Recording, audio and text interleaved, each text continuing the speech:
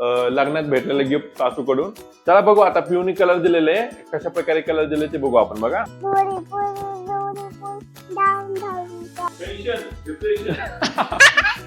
मित्रांनो, खूप टेन्शन असते. काम धंदा जर का नसला ना तर खूप टेन्शन असते खरं म्हणलं तर. ही डॉगी जसं दिसत आहे त्या डॉगीला ड्रॉइंग करणार आहे.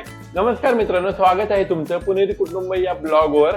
आणि हा व्हिडिओ आपण बनवणार आहे. माझ्या मुलीला एक ड्रॉइंगचं दिलेलं आहे आणि ही डॉगी जसं दिसत आहे त्या डॉगीला ड्रॉइंग करणार आहे. तरी हा व्हिडिओ तुम्ही पूर्णपणे बघा आणि माझी मुलगी काय म्हणते तुम्ही बघा. काय म्हणते मी? लाईक करा, सबस्क्राईब करा आणि व्हिडिओ पूर्ण बघा. चला तर आपण बघू पिऊ कशा प्रकारे ड्रॉइंग करते. ओके, या अशा प्रकारे ड्रॉइंग करते पिऊ ना. पिऊ कशा प्रकारे अशीच करते ना. चल लवकर कर बघू आपण कशी करणार आहे. हे कोणता कलर दिले तुम्ही? येलो कलर दिले. हा, इथं पायाला ब्लॅक कलर दे. चला बघू आता पिऊनी कलर दिलेले, कशा प्रकारे कलर दिले ते बघू आपण. बघा हे असं बघा दिले ना भारी कलर. मित्रांनो, तुम्हाला कसं वाटतंय? कलर दिला भारी दिला असेल तर कमेंट करा आणि चॅनलला सबस्क्राईब नक्की करा मित्रांनो. काय बोलतो मित्रांनो, हे बघा हे सोफा आहे. लग्नात भेटलेलं गिफ्ट सासूकडून. त्यानंतर सासूनी आता जस्ट एक 15 दिवस झाले आलती आणि माझ्या मुलीचा बर्थडे असल्यामुळे तिने माझ्या मुलीला हे सायकल गिफ्ट दिली, बघू शकता.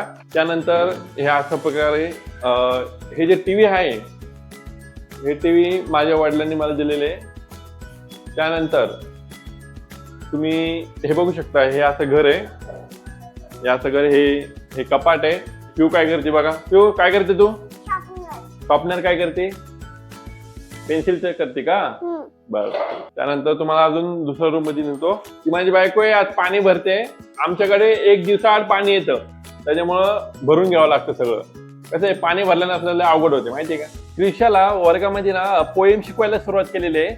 आपण विचारू क्रिशाला की कोणते पोएम शिकवतात. क्रिशा, कोणते पोएम शिकवतात तुला?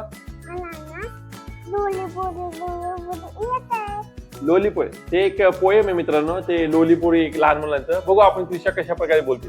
बोल बरं पिऊ.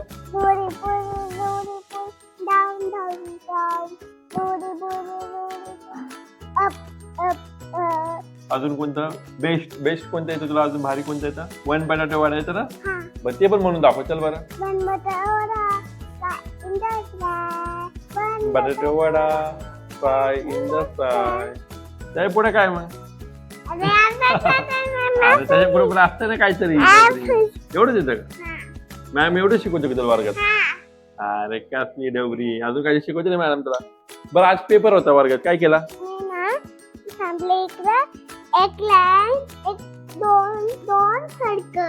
एक लाईन दोन सर्कल हे पेपर मध्ये आलं का? आणि ते गोल गोल अंडा कधी होतं? काल केलं का? मग पास होणार का? बरं का मित्रांनो, माझ्या मुलीचा पेपर चालू आहे. म्हणजे एक्झाम चालू आहे आपल्या. अशाच जनरली नसतं का लहान मुलांचं, रेषा मारायचे, सर्कल काढायचं, स्क्वेअर काढायची, तशा प्रकारची एक्झाम चालू आहे. तू पास होणार ना? तर मुलगी म्हणते की पास होईल. ते किती टक्के पर्सेंट तुला? 5% मित्रांनो. ना, ठीक आहे.